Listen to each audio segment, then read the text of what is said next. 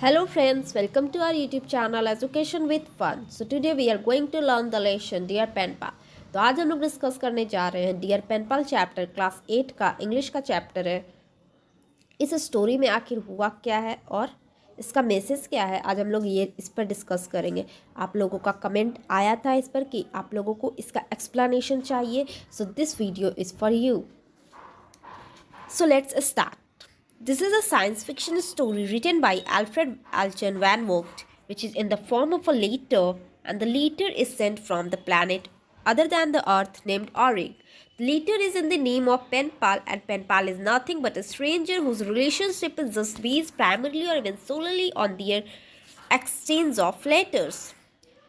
तो this is all about a science fiction story. ये एक साइंस फिक्शन स्टोरी है। फिक्शन मीन्स नॉट रियल, ये सच नहीं है लेकिन इसे सोच कर, ठीक है, जो ऑथर है वो स्टोरी एक लिखे हैं। और ये स्टोरी जो लिखा हुआ है वो नॉर्मल स्टोरी की तरह नहीं, जो और स्टोरी हम लोग पढ़ते हैं जिस तरह एक पैराग्राफ के जैसा रहता है, वो स्टोरी नहीं है। ये स्टोरी लेटर के फॉर्म में है और लेटर एक दूसरे प्लैनेट से भेजा गया है जिसका नाम है ऑरिक। ऑरिक किसी इंसान का नाम नहीं है बल्कि प्लैनेट का नाम है। उस प्लैनेट से अर्थ पर भेजा गया है ये लेटर ऑरिक। प्लैनेट का नाम है Auric. The letter is in the name of pen pal, यानी कि in the name of means किसके लिए लेटर भेजा गया है। तो लेटर भेजा गया है पेन पाल को, और पेन पाल किसी इंसान का नाम नहीं है। पेन पाल उसे कहते हैं, मतलब जो स्ट्रेंजर है, यानी हम जिसे जानते नहीं हैं लेकिन हम उससे बात कर रहे हैं थ्रू लेटर्स। ठीक है, हम लोग उससे मिले नहीं हैं लेकिन बात हो रही है थ्रू लेटर्स। वो एक तरह का स्ट्रेंजर ही होता है, तो नाम पता तो है नहीं, तो इसलिए वैसे लोग को पेन पाल बोलते हैं। इसीलिए यहाँ पे जितना भी लेटर उसमें आया है वो डियर पेन पाल लिखा हुआ है। The one-sided dialogue takes the form of correspondence from a scander, an alien, to an unnamed human pen pal whose replies are not presented. The one-sided dialogue इसलिए लिखा हुआ है क्योंकि जो चैप्टर है अल्फ्रेड एल्चन वैन वो जो स्टोरी लिखे हैं उसमें बस वन साइडेड डायलॉग दिखाया गया, यानी कि जो स्कैंडर है यानी कि एलियन, वो जो लेटर भेज रहा है पेन पाल को, सिर्फ वही लेटर दिखाया है।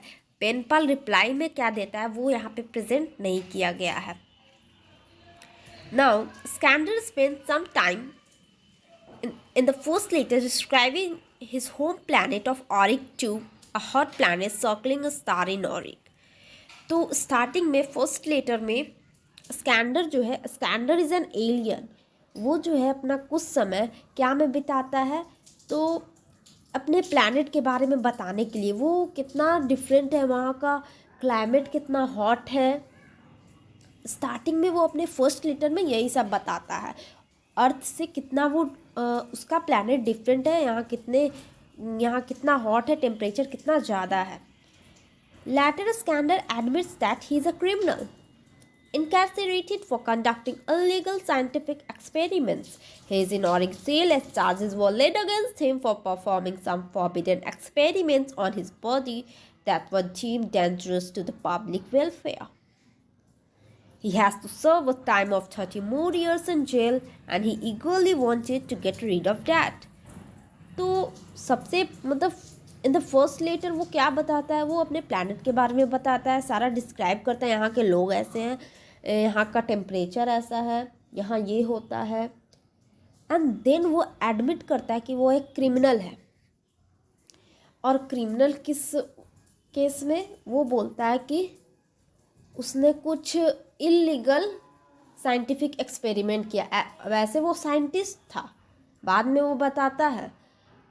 तो वो बहुत ही एडवेंचरस था, अलग अलग चीज़ करता था। तो उसने एक ऐसा एक्सपेरिमेंट अपने बॉडी पे किया कि उस एक्सपेरिमेंट से उससे तो कुछ नहीं हो लेकिन उसके सराउंडिंग को, आसपास के लोगों को नुकसान पहुंचा। तो इसके कारण से उसे जेल में डाल दिया गया था। वो इसे एडमिट करता है, वो लेटर में इस बात को बताता है, और उसे 30 साल और जेल में रहना है। और वो चाहता है, इसीलिए वो चाहता है, वो और जेल में रहना चाहता नहीं है, इसीलिए वो वहाँ से जल्द निकलना चाहता है। और वो ये सारा बात पेनपाल को बता रहा था as through letters. So, desiring to see his pen pal, he sent several photographic sheets that can be exposed if the user simply thinks about a picture being taken. But the main motive behind sending these photographic plates was something else. तो ये जब letter लिख रहा था पेनपाल को, तो वो चाह रहा था कि हम पेनपाल को देखें, क्योंकि पेनपाल से तो मतलब पेनपाल बताए किसे बोला जाता है. Pen pal is a stranger whose relationship is based through letters. तो वो चाहता था कि वो पेनपाल को देखे, तो उसने बहुत से फोटोग्राफिक सीट्स भेजे. इन लेटर्स एनवेलप में बहुत से फोटोग्राफिक सीट्स भेजे जिसमें पेनपाल का फ़ोटो आ जाता. वो भी कैसे, वो सिर्फ सोचता कि रेडी, ठीक है, 1 2 3 रेडी, बस सोचता और फोटो क्लिक हो जाता. वैसा फोटोग्राफिक सीट्स वो भेजा था, और वो भी बहुत सारा भेजा था. लेकिन जो मेन मोटो था इस फोटोग्राफिक प्लेट्स को भेजने का, वो कुछ और था जो आगे आप लोगों को पता चलेगा. Actually Skander the alien was very cunning. Cunning means चालाक, बहुत ही चालाक था. वो कुछ और चाह रहा था. उसका मकसद ये नहीं था कि वो पेनपाल को देखे, उसका मकसद कुछ और था, इसलिए वो फोटोग्राफिक प्लेट्स को भेजा. Skander never made his intentions clear in his previous letters, fearing that it might scare the penpal, and he would turn down the proposition. So he made all the pre-arrangement without keeping them in penpal's knowledge, and executed the whole scheme stealthily. यानी जो स्कैंडर है, Scander मैंने बताया, Scander is an alien. And friends, आप लोग जो है वो वीडियोस तो देखते हैं लेकिन सब्सक्राइब नहीं करते हैं चैनल को, और अपने फ्रेंड्स से भी शेयर नहीं करते हैं. तो अगर आप लोगों को हर चैप्टर का एक्सप्लेनेशन अगर चाहिए तो प्लीज़ हमारे चैनल को सब्सक्राइब कीजिए, एंड ज़्यादा से ज़्यादा फ्रेंड्स को शेयर भी कीजिए. क्योंकि अगर व्यूज़ होगा ही नहीं, सब्सक्राइबर बढ़ेगा ही नहीं, तो हमें पता कैसे चलेगा कि आप लोगों को हमारे वीडियोस में इंटरेस्ट आ रहा है, आप लोग हमारे वीडियोस को देख रहे हैं. तो आगे का हम लोग डालेंगे कैसे? फिर ऐसा लगेगा ही नहीं कि आप लोग देख ही नहीं रहे हैं, तो फिर डालेंगे ही नहीं. क्योंकि अगर आप लोग चाहते हैं कि सारे चैप्टर का एक्सप्लेनेशन अपलोड होता जाए, आप लोगों को अगर देखना है, तो प्लीज़ ज़्यादा से ज़्यादा अपने फ्रेंड्स को शेयर कीजिए एंड चैनल सब्सक्राइब कीजिए, ताकि हमें भी अच्छा लगे एंड इसी तरह वीडियोस अपलोड होता रहे. एंड इससे आप लोगों को भी फ़ायदा होगा, आप लोगों को भी सीखते जाएंगे. सो प्लीज़ हमारा साथ दीजिए. सो नाउ स्कैंडर जो है, एलियन जो है, वो कभी भी मतलब जितना भी वो लेटर लिखा, किसी में अपना इंटेंशन को क्लियर बताया नहीं. कि सब में बोला कि हम इसके बारे में बाद में बात करते हैं, इसके बारे में थोड़ा थोड़ा बात बोले और उसके बारे में बोल देता है कि इसके बारे में बाद में. वो ऐसा इसीलिए कर रहा था क्योंकि वो कुछ छिपा रहा था पेनपाल से.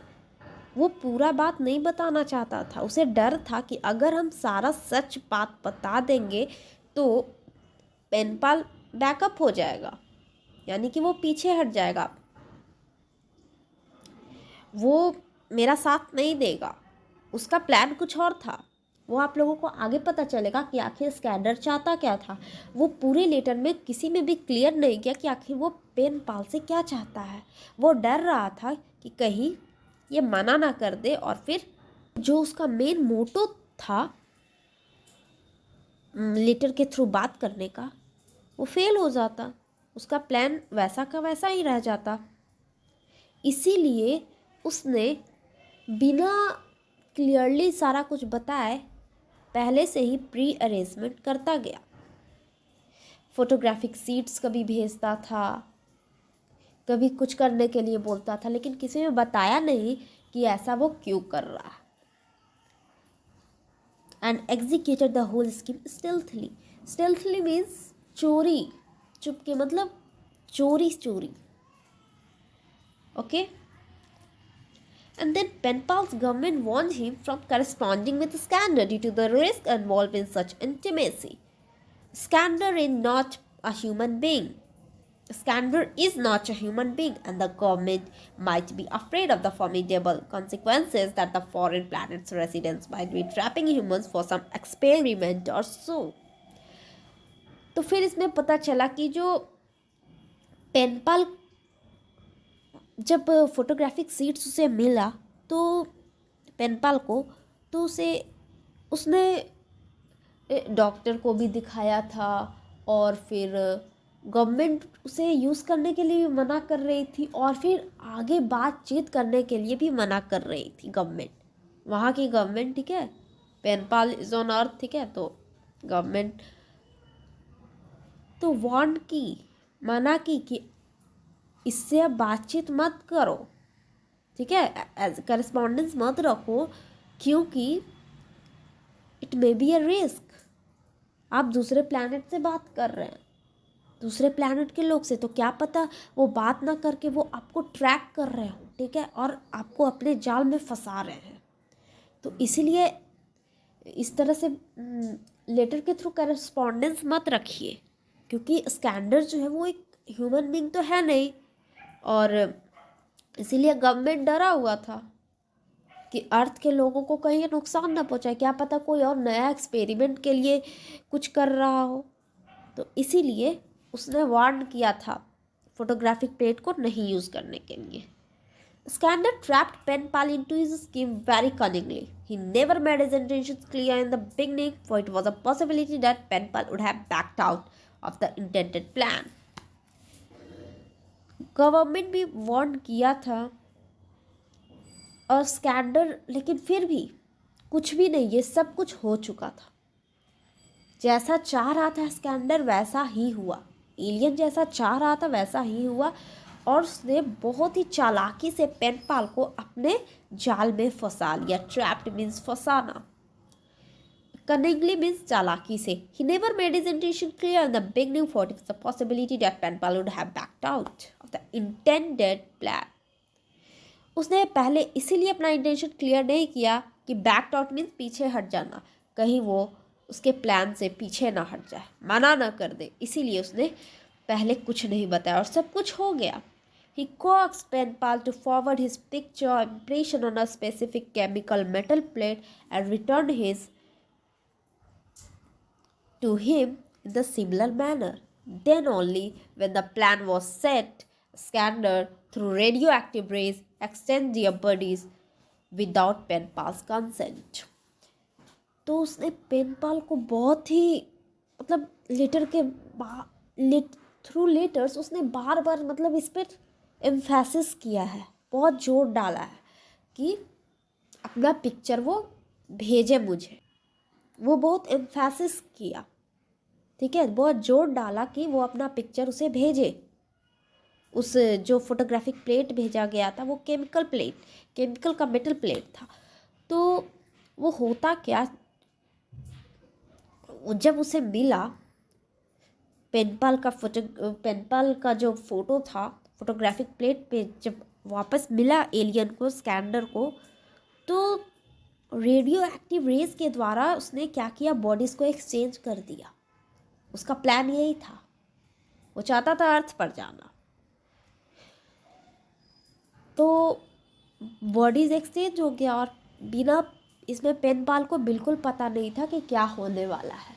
बिना पेनपाल का कंसेंट लिए उसने बॉडी को एक्सचेंज कर दिया, यानी कि अब एलियन का बॉडी पेनपाल में है और पेनपाल का एलियन में। So poor Scander who thought he had lured pen pal into a force deal and will lead his wonderful human life and enjoy it for next 30 years actually got befooled. यहाँ पे poor स्कैंडर मतलब ये नहीं कि गरीब स्कैंडर, poor हम लोग इसलिए बोलते हैं बेचारा, ठीक है। बहुत ही दुख की बात है कि बेचारा जो स्कैंडर था, एलियन जो था, अपने आप को बहुत चालाक समझ रहा था।